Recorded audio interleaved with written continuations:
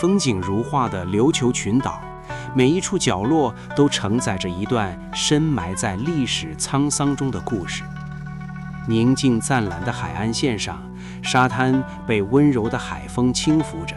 仿佛与几百年前的那段岁月共鸣。但这美丽的风光背后，却隐藏着一段曾被遗忘的伤痛历史。公元6世纪中后期，隋炀帝命宇骑尉朱宽出海，探索遥远的异域之地。朱宽来到了今日的安美大岛北部和与那国岛，他看到一片如同珍珠般在波涛中盘旋蜿蜒的岛屿，仿佛是一条囚龙浮现在水面上。于是他赋予这个神秘之地一个名字——琉球。由于语言不通，他俘虏了一个当地人带回中原。第二年，即隋大业4年，隋炀帝再次派遣朱宽前往琉球，试图安抚局势。当时，琉球人常以商旅的身份前来军中进行贸易，这表明中琉两地的民间交往早在中国官方历史书籍中有所记载之前就已存在，尽管具体的时间已经不可考。然而，琉球人并不愿意接受安抚，于是隋炀帝下令派遣武奔中郎将陈谟和招请大夫张振洲等人率领军队前往讨伐琉球。军中有一位昆仑人能够流利地说琉球语言，他被派去进行安抚工作，但琉球人仍然不愿妥协。隋军最终出兵征伐，攻陷了首里城，焚毁了城市，俘虏了1000余名男女，将他们带回中原。此后，唐朝编纂隋书时，考虑到球在汉语中意为小龙，为了避免与帝王的名号相冲突，这个地方的名字被更名为琉球。直到明朝洪武5年1372年，这个地方才正式被命名为琉球，寓意着琉璃玉和珍珠一样宝贵。这个名字一直沿用至今。琉球的历史就这样在探险、冒险、交流和征讨中逐渐展开了神奇的篇章。南宋乾道年间，镇西八郎原为朝，流落仍没有与中国建立正式关系的琉球，生下一子。这位儿子名为尊敦，即后来的顺天。15岁时成为了普天按司。1186年，宋淳熙朝，最初统治琉球的天孙王朝第25代国王为重臣利勇所弑，琉球国大乱。顺天出兵平叛，诛灭利勇。因天孙王朝末代王无子，22岁的顺天遂于次年被群臣拥立为王。宋朝灭亡后，元世祖改琉球为琉球，并派兵征伐，擒130余人而返。这是中原王朝对琉球的第2次，也是最后一次征伐。虽然隋朝和元朝有过2次征伐琉球的经历，但都不以吞并琉球为目的。中原王朝的目标只是将琉球纳入中国的朝贡体系之中，这个目标最终在明朝得以实现。元朝末年，琉球已分为山南、中山、山北3国，其中以中山国的势力最为强大。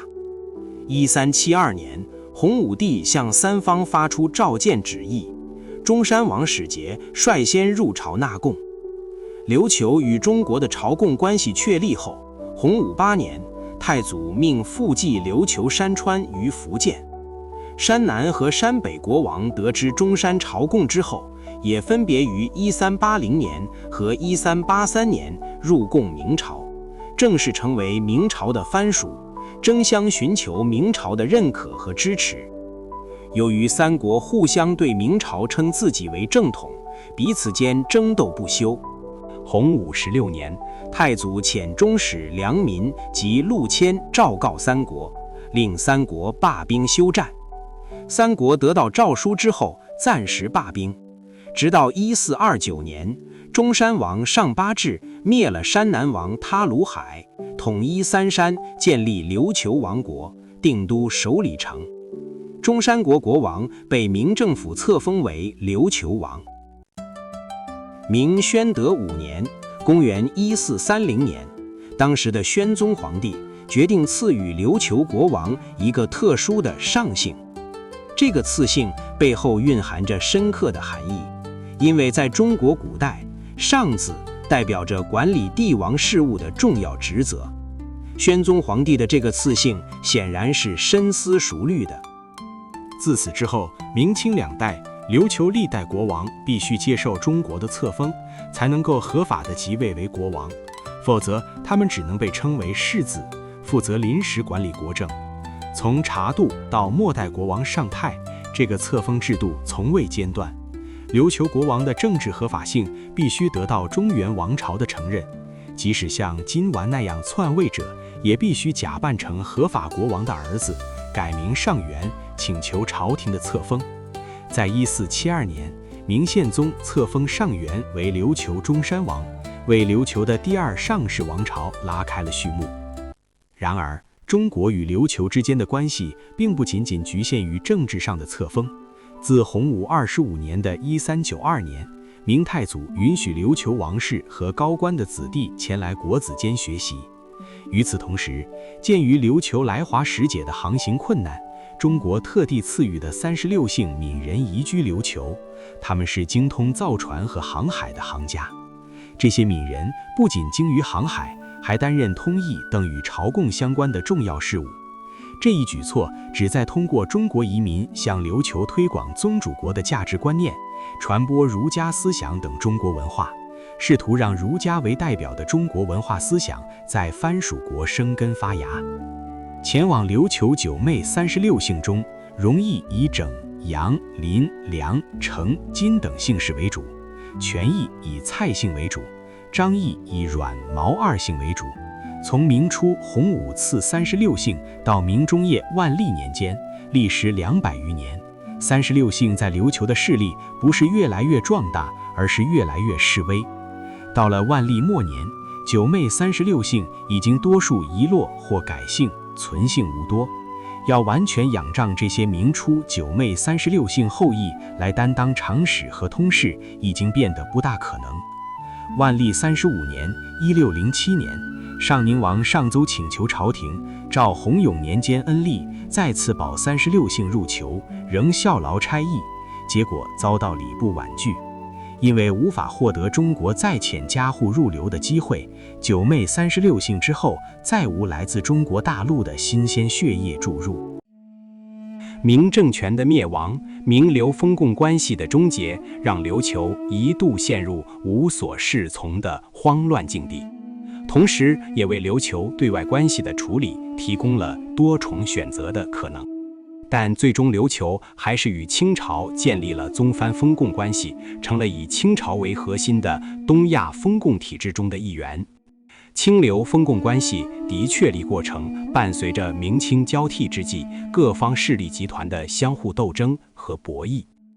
在这一过程中，琉球选择了最具实力的，能够提供琉球国家安全保障和经济利益的清王朝。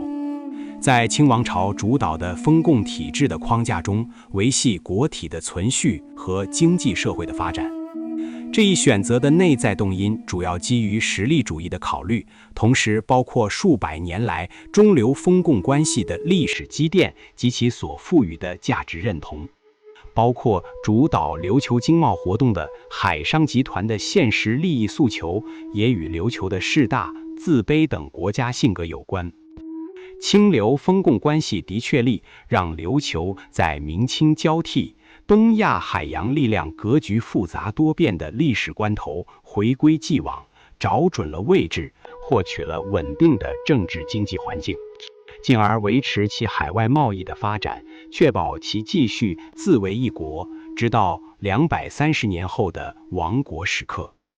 自明永乐2年1404年至清同治5年1866年的400多年间，琉球受到中国文化的显明影响，其官方语言为汉语。闽人36姓来到琉球国后，得到琉球上至王府下到民间的极大尊重。琉球国王不仅赐姓于群臣，选用中国名字之后又扩大推广，经由贵族而至平民，同时命令各大氏族编纂家谱。从此，每个琉球家族皆能像中国宗族般代系分明，排行清晰，辈分了然，从而帮助琉球人敬祖追远。久而久之，导引琉球发展成为一个守礼之邦。闽人36姓在琉球主要负责航海、造船、外交文书的编写、翻译以及对华贸易等事务。他们及其后裔的官话能力和儒学修养在琉球一直占据优势地位，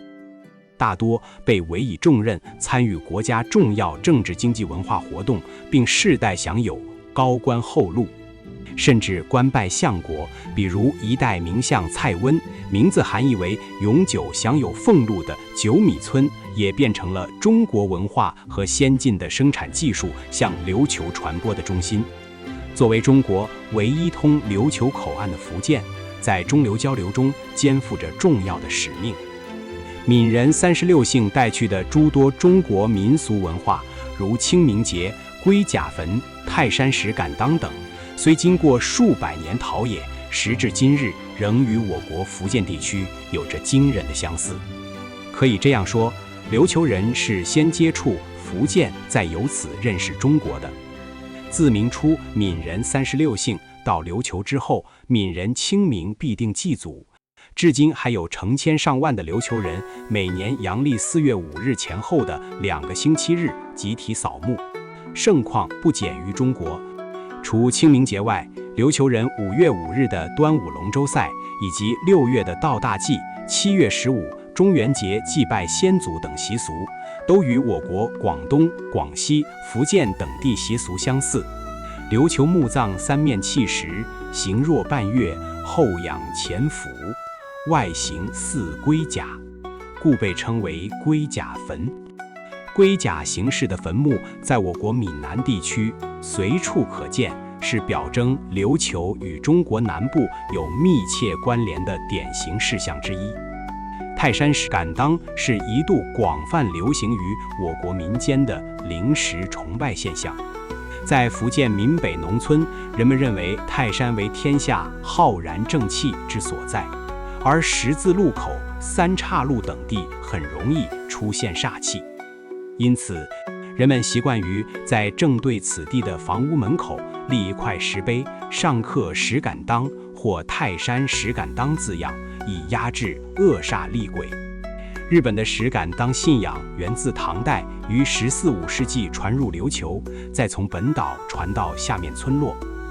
在琉球街头，尤其是丁字路口，时常能看到用于镇魔辟邪、刻有石敢当或泰山石敢当字样的石碑。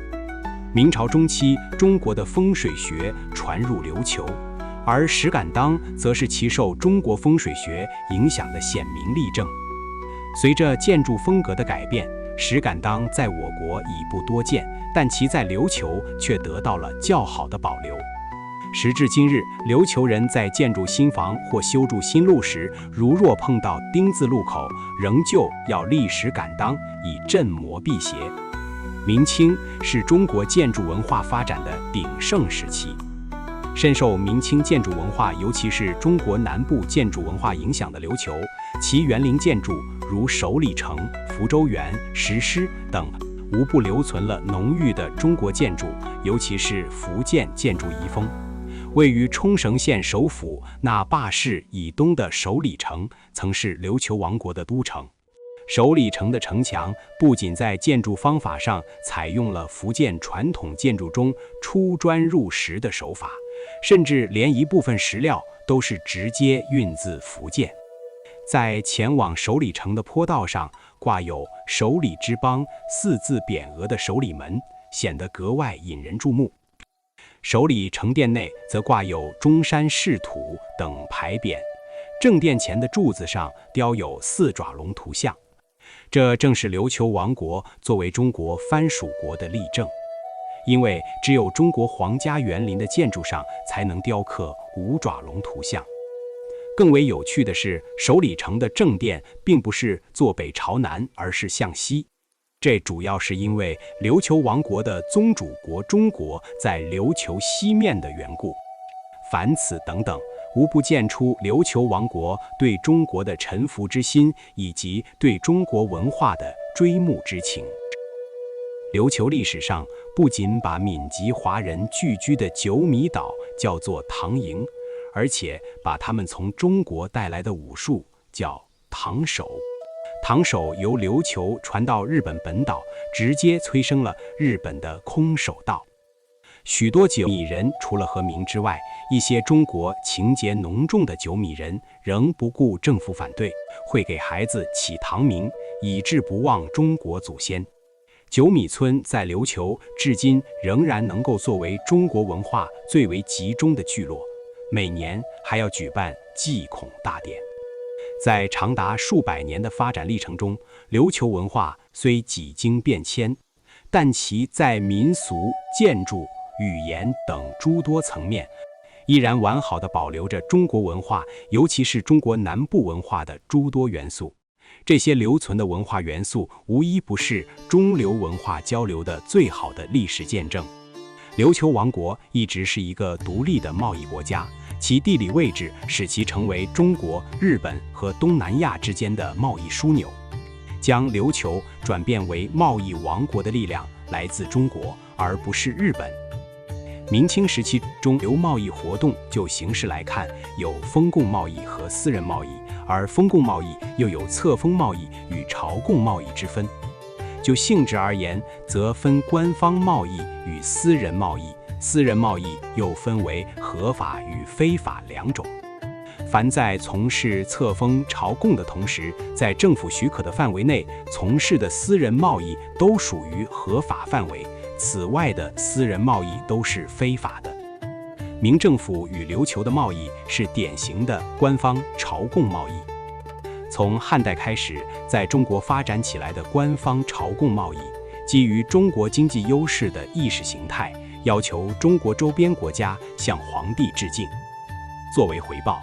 他们提供丰厚的礼物，朝贡国被赋予在某些港口进行贸易的特权，一些货物被运往东亚和东南亚的个别国家出售或分发给政治盟友。在官方层面的国家互动中，朝贡贸易是官方的商业手段。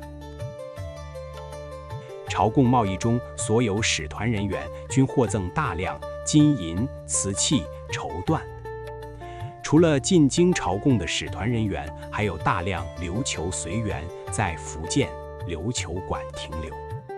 由于中琉贸易主要是明朝政府为了在政治上怀柔远人，确立宗主国的地位，而不是在经济上谋取利益，因此明朝政府对这些人带来的贡品其实是琉球的商品，高价收购，尤其是正贡物品力不给价。这种贸易带有浓厚的政治色彩，也对明朝政府造成了很大的经济压力。明代的海洋政策总体上看是偏向保守的，但就具体来看也有紧持之分。明政府于1371到1394年连续4次下达片板不许入海的禁令，这是明政府确立海禁体制的开始。但明朝在施行海禁政策的同时，允许且提倡各朝贡国对中国进行朝贡贸易。明政府希望通过将封贡与贸易相结合的朝贡贸易的方式垄断对外贸易，如此既可获得政府增收、藩国贡表的实惠，又可实现益商治民、稳定秩序的目标，可谓一举两得。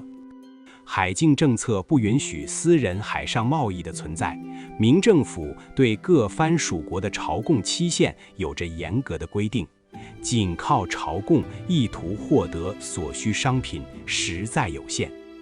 琉球王国就是在这样的前提下，看到了同东南亚各国贸易的商机，随后便以国小力弱而无船进贡的理由向明政府申诉。在中国赐民、赐船，实行共期优遇的帮助下，琉球才迅速搭建起同东南亚各国的贸易桥梁，并最终成为万国精良。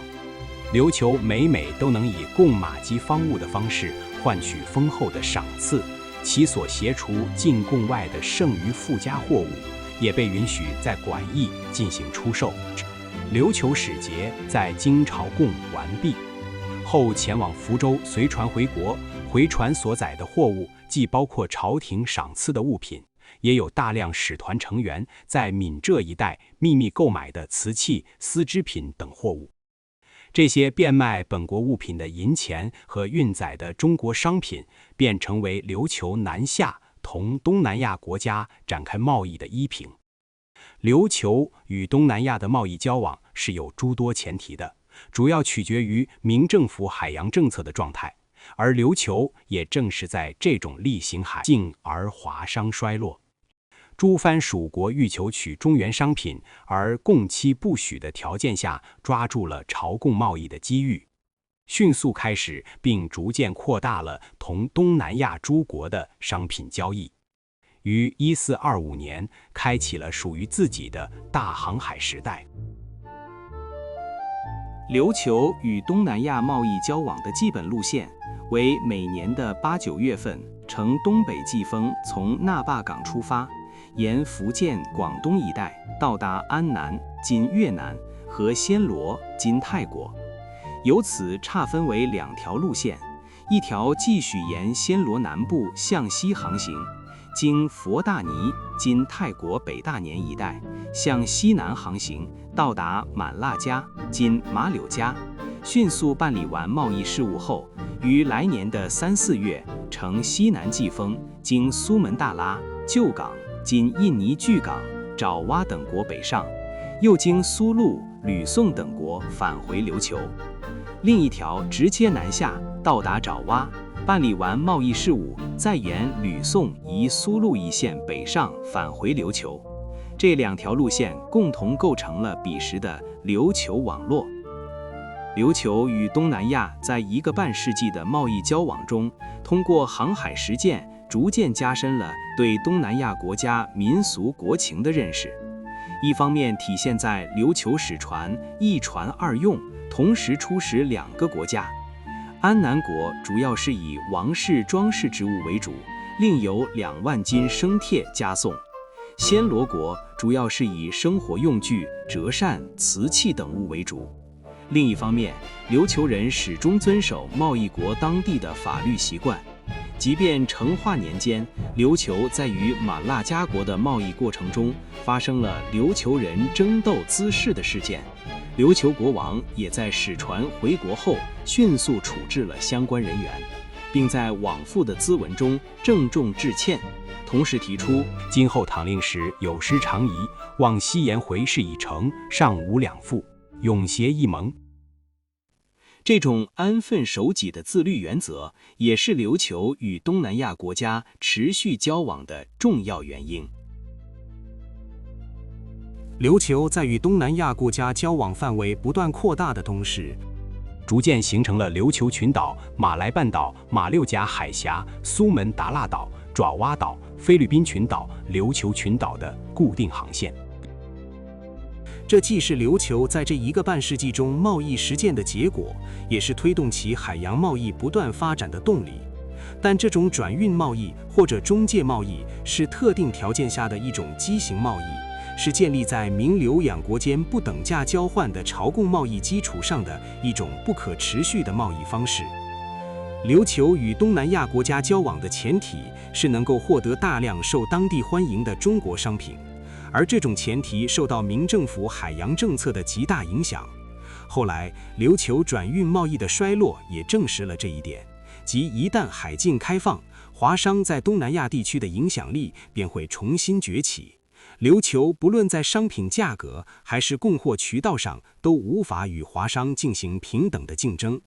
以及1511年葡萄牙人占领马六甲，也会给琉球商船的南下造成巨大的压力。因此，琉球贸易网络的存在是一种特定时期的不稳定产物。琉球与东南亚地区间的交往为两地，特别是琉球带来了极大的影响，琉球万国精良的美誉亦由此而来。但可惜的是，琉球并未看到繁盛贸易中的危机。在西人和华商双重的竞争压力下，琉球以往仅靠转运方式即可获得大量利润的做法，显然已经不合时宜。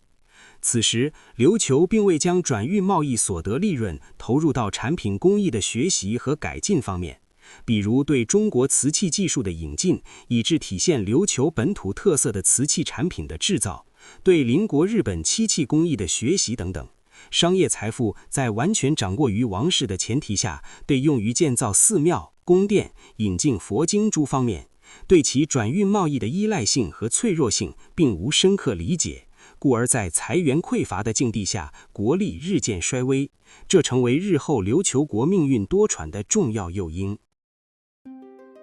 1582年6月8日，日本因藩国经鸟取县东部鹿野城主归景咨举。1557年到1612年，看到主人丰臣秀吉即将统一日本，于是请求主人将琉球赐予自己。对此，丰臣秀吉不置可否。由此可见，当时日本人已经觊觎琉球。1587年，萨摩藩岛津氏遭受了丰臣秀吉的征伐，出现了政权危机，在强大压力之下被迫臣服。在这种情况下，萨摩藩如何阻止龟井就任琉球守，成为岛津氏政权的当务之急。1598年，琉球国王上宁的使者来到日本天龙寺桃庵会见丰臣秀吉，表面上做出琉球服从于丰臣氏的姿态。1592年，丰臣秀吉向岛津义弘和岛津义久颁发朱印状，决定让琉球成为岛津氏之羽利，辅助将领的武士。此次羽利任命的行为，成为1604年2月岛津义久要求上宁国王承认琉球是萨摩之附庸的所谓依据。1602年冬，一艘琉球船漂流到陆奥国（今日本青森岩手宫城）福岛各县全境和部分秋田县。次年春，德川家康命令部下将该船乘务人员送返琉球，但以此为由，要求琉球向日本派遣谢理士。这举被认为是对明朝中央政府的冒犯，因为其意图极其明显，就是为了挑唆琉球帮日本去和明朝政府进行媾和谈判，首先得让琉球服从于日本。1609年，在得到德川幕府的许可后，岛津家久悍然侵犯琉球，闽人36姓之一的郑氏后人，率全宗族抵抗，战败被俘。日本人残忍地对郑氏施以有府极刑。郑氏在临死之际，将2个按住他的日本人也一起摁倒在油锅之内。此事传遍琉球全境，琉球也为此改变了自己的国徽。今日琉球的国徽正中间是一个红圆圈，红圆圈内有3个黑色的 C， 象征着3个人在油锅里被煎死的情景，也表达了琉球人对郑氏的纪念之情。琉球首府首里城沦陷，萨摩藩入侵琉球，从此改变了日琉双方的平等地位。这次入侵使得琉球置于日本的统治之下，日本军队对占领后的琉球王国进行杀烧抢掠，琉球国长期经对外贸易所累积的财富也被一抢而空。由于此时中国对日本实行海禁，中日之间无法正常进行交易。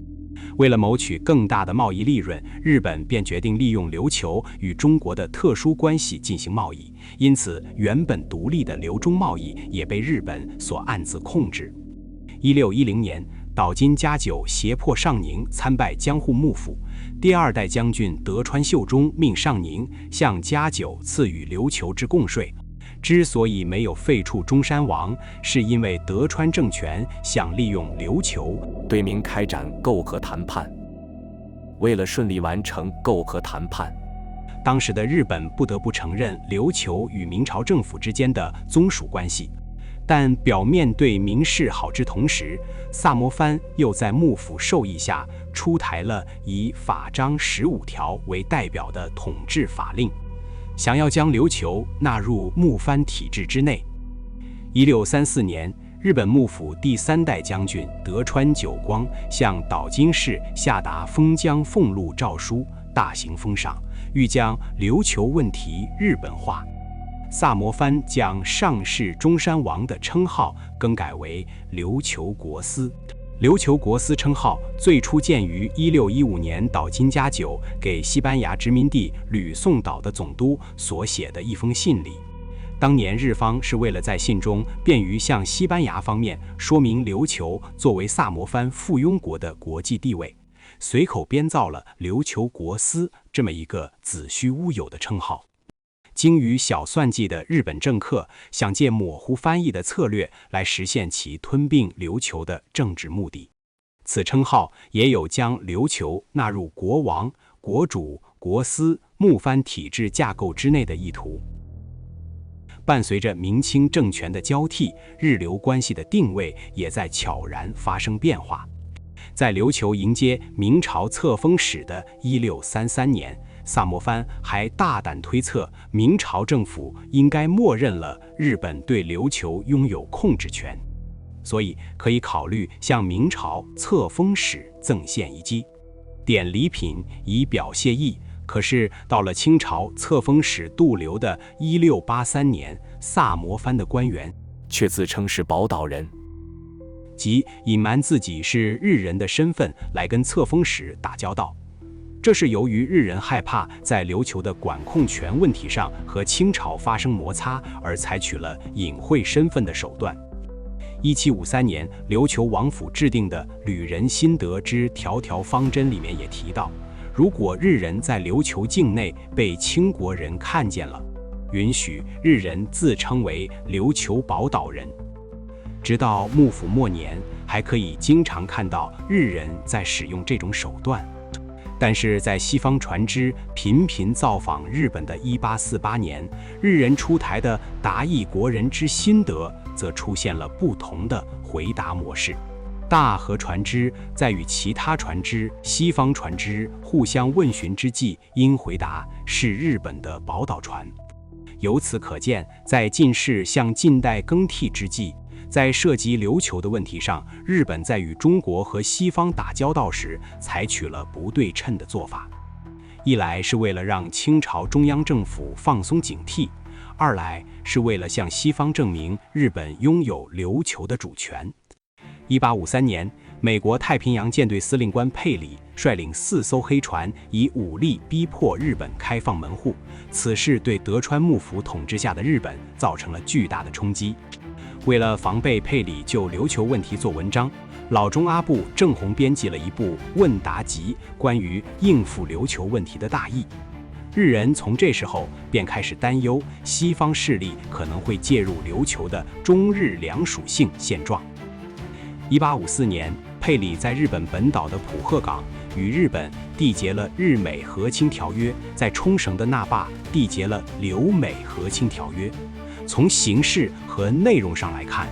前者使用日英双语，并使用西历以及日本年号，是国与国之间缔结的条约 The Treaty of Peace and Amity， 是双边义务型的；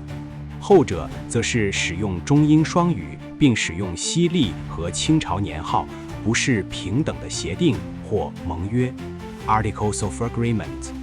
是单边义务型的。在这个问题上，与其说琉球隶属于日本，毋宁说琉球本来就应该是中国的藩属国。此后一些列强的做法也印证了这一点。法国在1855年，荷兰在1859年均使用了中英双语。西历和清朝年号的形式与琉球缔结条约。此时2次鸦片战争中遭受重创的清帝国，在政治、经济、军事、外交以及安全等各个层面已失去主动权，加之内乱频仍，无暇顾及边疆事务。恰好给了日本可乘之机。1871年，日本在全国实施废藩置县，琉球国被当作令制国，由鹿儿岛县代为管理。同年11月，来自宫古岛等琉球外围岛屿的船只前往琉球的首里王府上缴年贡，船只在返程中遭遇了台风，其中一艘船漂流到了台湾南端第八窑湾，经屏东县满洲乡境内，而上岸的船员遭到台湾原住民的袭击，54人被杀，另有12人逃出，被汉族居民送往丰山县，并由该县县令送往福州柔远驿安置。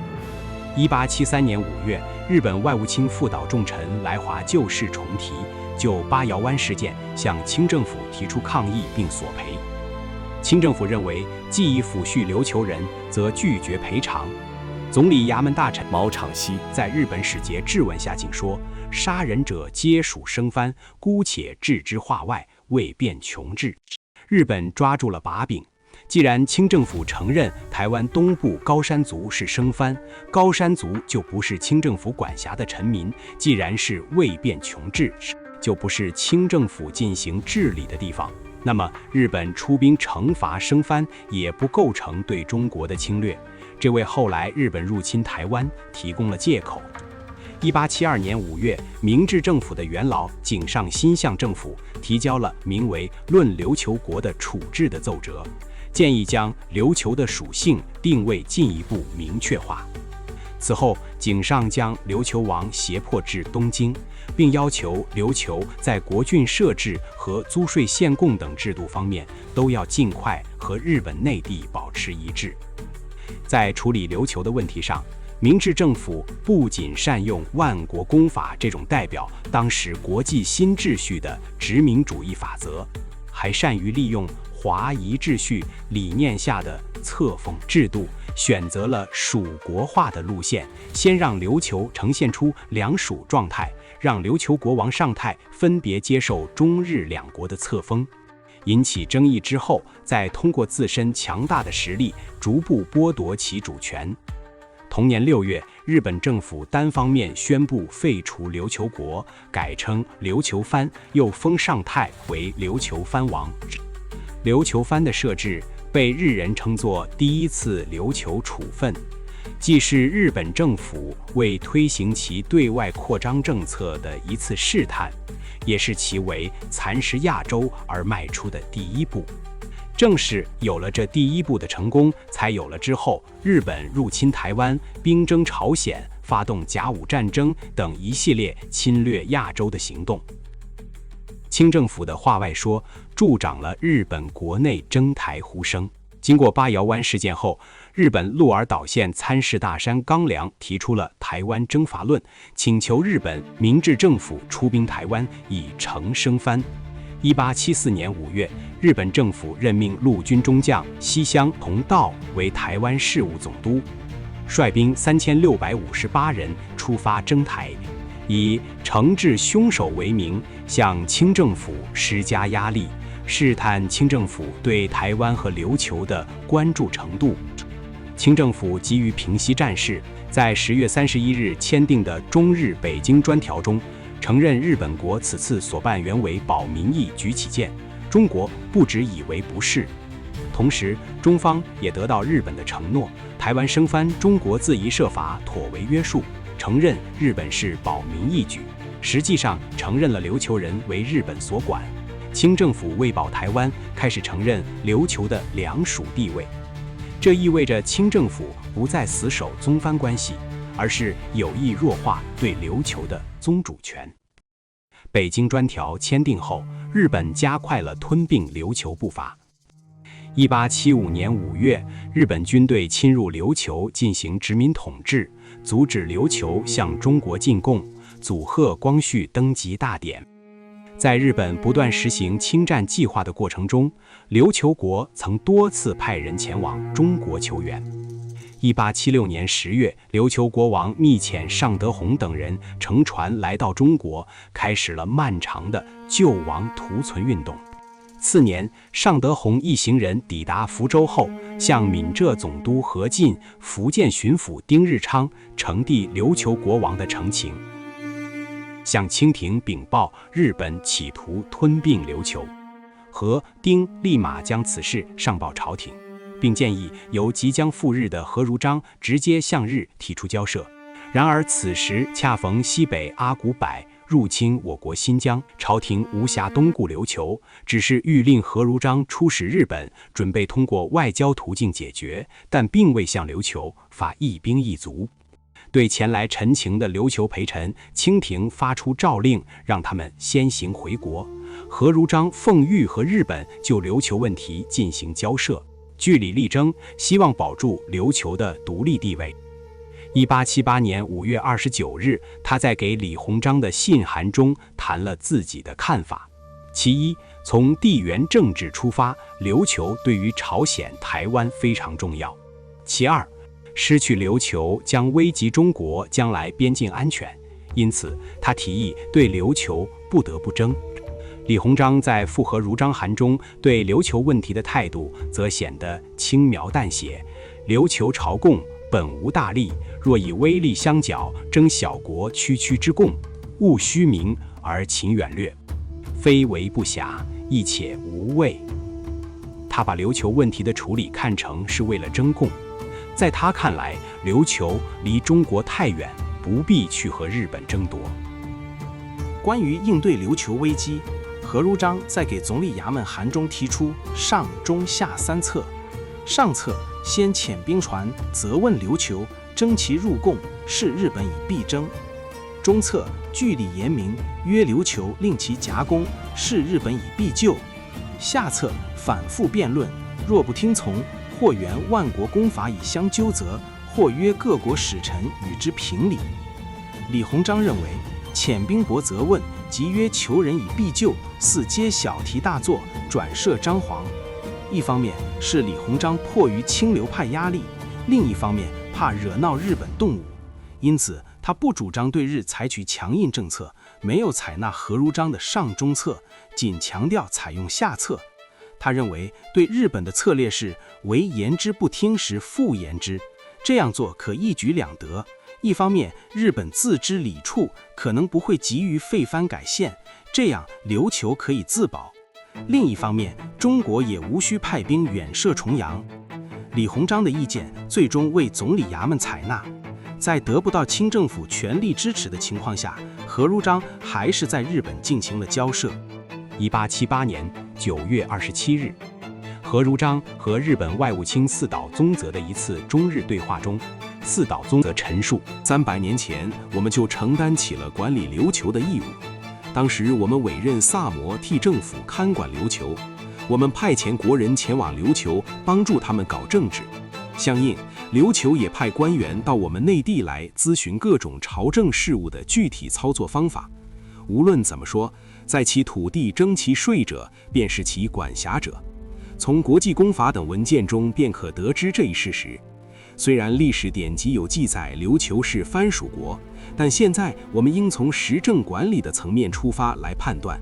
典籍乃实政管理所不及之处，故典籍不足为证。明治政府正是在万国公法的旗号下，以征税为依据来主张对琉球拥有主权的，以致公然喊出典籍不足为证。同样在那次对话中，清政府一度提出要请西方国家介入此事，四岛当场发怒，鄙人完全是为贵国着想才出此言。3000年来，琉球一直作为我国之所属，同时我们还心甘情愿地让琉球作为贵国之藩属。从道义上说，我们已经算是给足了贵国面子，云云。其实，四岛宗泽所说的所属与藩属的概念有混淆视听之嫌。藩属之国基本上是一种拥有独立主权的国家，然而所属的概念则比较广，甚至也可以说是模糊的，在不同的语境下可能会有不一样的解释。例如，四岛宗泽所说的琉球一直属于日本国领土的一部分之意思。对话中，四岛宗泽将这两个概念混在一起且颠倒过来使用，让并不了解殖民主义逻辑与所谓万国公法的何如章一时间不知如何回应，以致以为所属、藩属反正都是万国公法上所说的领土概念，从而无暇再做细致的考量。在当时的特殊语境下，日人的翻译策略确实为其推行殖民主义政策发挥出了巨大的作用，甚至今天的一些日本法学者仍然在沿用这种逻辑和策略来应对中国的崛起。当时的日本政府就是凭借着这样的策略，主导着琉球归属问题的谈判桌。于是，围绕琉球归属问题的谈判就变成了明治政府肆意玩弄新旧规则概念的话语游戏。而这个游戏几乎每次都是以日方的图谋得逞而告终。几番谈判下来，日方不再承认琉球的两属性，而是以是否对某地区征税来定义管辖的概念。面对来自中方的国民不信赖你、不可成为管辖之主的抗议之声时，日方反驳，就像贵国的云南一样，即便那些土著不服你管，你也没有理由抛弃他们吧。面对中方的然，我朝有封王纳贡的确正之陈词时，日方则继续辩驳，比如泰国曾经也向贵国朝贡，但泰国今天已舍你而去，不再朝贡。另外，你们的朝贡和我们的征税也是不可同日而语的。只要日方不断列举中华文明圈里的藩属概念是如何的不明确，中方的管辖是如何的不彻底等例子，日方总是能在辩论中胜出。再比如说，面对中方发出的琉球国主必须接受我朝的册封才有资格当中山王的声明时，四岛继续驳斥。以前西欧各国的王爵若要称帝，不都是前往罗马接受教皇的册封吗？这就类同你们的册封，但有册封权并不代表你有管控权，就像罗马并不能管控欧洲其他国家一样。四岛是完全否定了中华文明圈里的封王和统治的正统性，这两者之间的联系。然而，日本方面似乎已忘记了自己在1872年明治5年就曾运用过册封理论逻辑来开展外交事务，如今他却要完全否定朝贡册封的理论逻辑，把自己当作一位不折不扣的万国公法俱乐部的成员了。与此同时，李鸿章在背后拆台，他致函总理衙门，议论何如章的行为容易引起中日争端，认为何虽甚英敏，于交涉事情历练未深，锋芒稍重。1879年初，左宗棠在一封关于琉球问题的奏折中认为，琉球在经济上贫困，土产也远逊日本，在政治上不敢开罪日本，因与日本岛屿相连，地势相迫，成为生救之国。结论说，日本兼并琉球，意在意中，中国可置之不论。他的奏折附和了李鸿章的主张。琉球寄望于清廷能够帮助其复国。清廷虽然命尚德宏等人回国，但是他们坚持留在福州等候，不得已一等就是3年。日方探听出清廷的虚实，并了解到其并无开战决心之后，1879年明治12年3月27日，作为琉球处分官的松田道之率领160名警察官和400人的军队，以武力强占琉球，废除了琉球藩，设置了冲绳县。当时日本军队大肆抢掠中琉往来的文书、文物和宝印，以及琉球国的政府档案，包括留美等3国修好条约原本，企图销毁和隐匿历史见证，淡化历史，并强迫尚太王等迁居日本。这一次对琉球施行的废藩县制政策，也被日人称作第2次琉球处分。琉球国请求清政府紧急援助，国王先是派毛凤来向中国驻日本公使何如章求救，又托赴日闽商带密函给福建督府。尚在福建听候消息的尚德宏等人，听到国王被俘、国破家亡的消息后，深感亡国危机迫在眉睫，决定直接越过闽泽总督北上起师。尚德宏和琉球第2尚氏王朝末期政治运动家蔡大鼎、林世功等人剃发易服，乔装成商贩，直奔天津求见李鸿章，直陈日本之野心，恳请清政府出兵救琉球于水火之中。蔡大鼎、林世功一行人长时间跪在东华门外，等朝中大臣们入朝时，痛哭请求清廷援助。总理衙门担心议论压力，便提醒李鸿章废琉球事关体统。5月，李鸿章等请来华游历的美国前总统格兰特居间调停。日本根据格兰特的建议，提出分岛改约论，将靠近台湾的琉球之宫古岛、八重仙岛定为中国所辖，以化两国疆域也。但条件是修改中日通商条约，日本取得在中国内地自由通商和一体均沾的利益。清总理衙门在谈判中提出三分琉球建议，北部各岛属日本，中部各岛复琉球，南部各岛归中国，遭到日本拒绝，清政府复琉的努力失败。此时，清政府正在和俄国交涉伊犁问题，担心日俄勾结，准备同意日本的要求。面对东西两面交涉，清政府统治者内部对于和日本谈判琉球一事有不同的意见。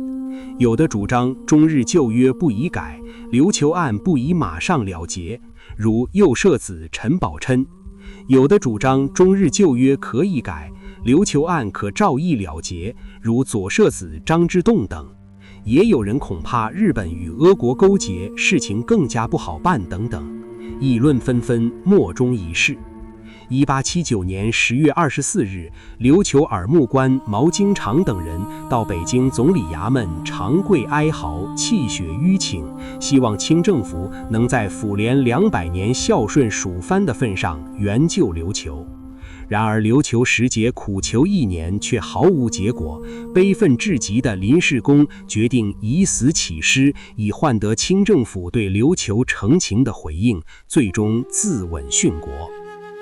翰林院编修陆廷福上奏，提出用武力制服日本，以消除后患。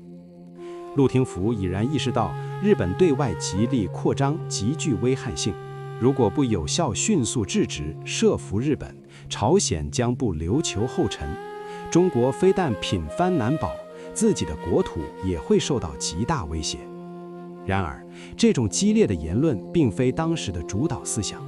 由于内忧外患、积贫积弱等国情所致，清政府已经没有太多时间和精力去考虑琉球问题。1880年11月11日，李鸿章在奏折中认为，中国不能，而且也无力同时与俄、日进行交涉，否则必然外交上再次吃亏。对付外来压力要集中力量，这样锁定条约才能避免更大损失。他用有力的形势分析说服了朝廷，否决了存留方案。李鸿章的还允改约提出后，日本谈判代表户基含愤回国，琉球问题被搁置起来。清政府对存留一事从此没了下文。事实上，1876年，日本强迫朝鲜签订江华条约后，清政府把注意力逐渐由琉球转向朝鲜问题，琉球问题的紧迫性退居朝鲜之后。中国对琉球的宗主权名存实亡。宗藩关系是清朝守御四方、显示大国风范的一种标志。宗主国对属国国王通过册封形式表示对该国的承认，在道义上承担起保护其安全的责任。一般来讲，宗主国不向属国派兵，而属国则称宗主国为上朝，奉宗主国为正朔。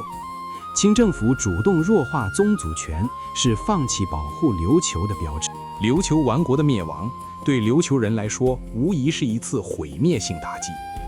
在琉球王国故地，琉球移民纷纷揭竿而起，自发组织武装斗争。琉球氏族毛允良等人组织结盟党，以非常手段袭击侵占琉球的日本人。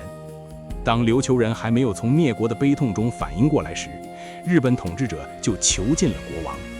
残酷镇压反日势力，建立警署，监视人民。为消弭当地人民的反抗，日本统治者保留了早就应该退出历史舞台的落后的切奉公制度。日本的残酷压迫和剥削激起了冲绳人的反抗。1893年，宫古岛的村民发起了废止人头税请愿运动。不久，要求民主民权的冲绳自由民权运动也随之出现。1894年，冲绳县知事奈良原繁以救助贫困士族和产业为由，借机提出开发杉山，但遭到当地村民的强烈反对。他们联名向县政府提交了请求驳回杉山开垦许可的请愿书。时任冲绳县农林开垦事务主任的谢花生负责处理此事。深受自由民权思想熏陶的谢花生接到民众请愿书后，对他们的遭遇深表同情。经过实地调查，谢花生坚决反对政府开采杉山。冲绳知事对此强烈不满。1898年，谢花生被迫辞职。次年，谢花生组织成立冲绳俱乐部，并在自办刊物《冲绳时论》上批判宪政，呼吁进行土地制度改革，获得参政权，要求自由民权。但在日本政府的武力破坏和高压政策下，冲绳自由民权运动最终失败。谢花生惨遭日本占领者逮捕，惨死狱中。这场运动最终遭到了日本统治者的血腥镇压，以失败告终。随着清朝甲午战争的失败，清朝无力再就琉球问题向日方提出异议，日本吞并琉球遂成定局，琉球人复国之愿也就此破灭。日本吞并琉球，造成清政府统治四面受敌局面。清政府原来主要对付的是来自西方、北方的强敌，现在又增加一个东方对手。清政府统治集团在失去琉球后感到了空前压力，想必心情是极其复杂的。抗日战争爆发以后，1938年4月，蒋介石在国民党临时全国大会上致辞时表示，日本自明治维新以来，早就有一贯的大陆侵略计划。过去甲午之战，他侵占我们的台湾和琉球；日俄战后吞并了朝鲜，侵夺我们旅顺和大连，就已完成了他大陆政策的初步。这是国民政府最高当局在琉球问题上的第一次明确表态，实际上反映了中国国内民众收回琉球、洗刷近代百年国耻的心声。二战结束前的民国政府内部对琉球的未来处理存在诸多分歧，在琉球问题上态度摇摆不定，前后矛盾。1942年1月29日，中国国民政府外交部拟定了一份修正拟定解决中日问题之基本原则的草案。该草案中关于领土条款之原则第4小款中表示，琉球划归日本，但需受下列2项限制：一、不得设防，并由军缩委员会议制分会加以监督；二、对于琉球人民不得有差别待遇，一切应遵照少数民族问题原则处理。这是中国国民政府官员首次对琉球地位做相关表态。但是基于中琉传统关系的历史情节，中国国内舆论对政府的态度不满意，要求收回琉球的呼声日益高涨。在国内舆论的压力下，11月3日，国民政府外交部长宋子文对中外记者表示，在战争结束后，中国将收回满洲和福摩萨驻指台湾及琉球群岛，朝鲜也将获得独立。这是中国政府首次正式表示中国要在战后收回琉球，从而拉开了中国要求收回琉球的序幕。1943年11月23日晚8时，罗斯福与蒋介石在开罗讨论战后重要事项时提到琉球问题。据民国政府的备忘录显示，罗斯福主动提到琉球群岛，一再提问中国是否想要琉球。蒋介石回答说，中国愿由中美2国共同占领琉球群岛，最后在一个国际组织的托管下由2国共管。蒋介石主张中美共管琉球，认为在中国没有能力独自托管的前提下，中美共同托管是当时最合理的主张。蒋罗会谈后，蒋介石承认是自己主动表示要与美国共管琉球，东北4省与台湾澎湖群岛因皆归还中国，唯琉球可由国际机构委托中美共管，此由于提议。蒋介石记载了作此提议的原因，主要是基于3个方面的考虑：一、以安美国之心。2. 琉球在甲午以前已属日本。3. 以此区由美国共管，彼为我专有为妥。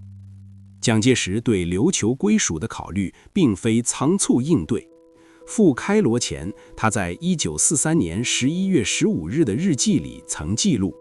琉球与台湾在我国历史地位不同，而以琉球为一王国，其地位与朝鲜相等，故此次提案对于琉球问题决定不提，而暹罗独立问题乃应由我提出也。开罗会议上，蒋介石向罗斯福提议中美共管琉球的背景较为复杂，道义因素、实力因素及策略考虑均发挥了影响。1943年11月27日，开罗会议当日，蒋介石与美国总统罗斯福、英国首相丘吉尔在开罗联合发表《开罗宣言》，明确宣示，应当剥夺日本自1914年第一次世界大战开始以来掠夺和侵占的太平洋一切岛屿，把日本从中国窃取的一切领土，如满洲、台湾和澎湖列岛归还中国，但未列入中美英三国对琉球问题的主张，甚至在随后的雅尔塔协定以及波茨坦公告中也没有提及琉球未来的地位。但是波茨坦公告第8条规定，开罗宣言之条件必将实施，而日本之主权必将限于本州、北海道、九州4国及无人所决定其他小岛之内。1944年1月12日的一次白宫会议中，罗斯福回忆他和斯大林的谈话时说，斯大林也曾表示他很熟悉琉球的历史，他完全同意琉球属于中国且归还中国，而且日本控制下的所有岛屿的行政权力应该归给联合国。这表明当时苏联领导者也认可琉球回归中国，但是在德黑兰会议上，斯大林对此没有相关的表态。从以上可知，基于战时盟国的意见，战后琉球应从日本剥离出来，即使不交给中国管理，也该由中美共同托管，其最终走向是独立或自治。从太平洋战争尚在进行直至1948年对日政策出现重大转变这段时期，美国政府各大职能部门就一直在对战后冲绳的处置进行深入且广泛的调查研究，提出了各种方案和意见。然而，国家层面对冲绳的政策始终处于激烈的讨论与变动中，其中以陆军部、海军部和参谋长联席会议为代表的军方，从军事战略层面出发，对冲绳的要求从最为激进的由美国领有到战略托管，再到一般托管。一般托管概括说来，就是希望将冲绳从日本本土分离出来，实现美国的军事占领，以作为其在远东最重要的军事据点。与之相反，美国国务院以远东局为代表，从政治外交的角度考量，希望在该地区完成非军事化和民主化后，将其返还给日本。双方意见的对立使美国对冲绳的政策长期悬而未决。这种状态使得负责实际占领的军方能基本按照自己的意见实施统治。在此期间，1946年1月29日，美国通过盟军最高指挥部第677号指令，实现了将奄美、冲绳、宫古、八重山等群岛与日本本土相分离的统治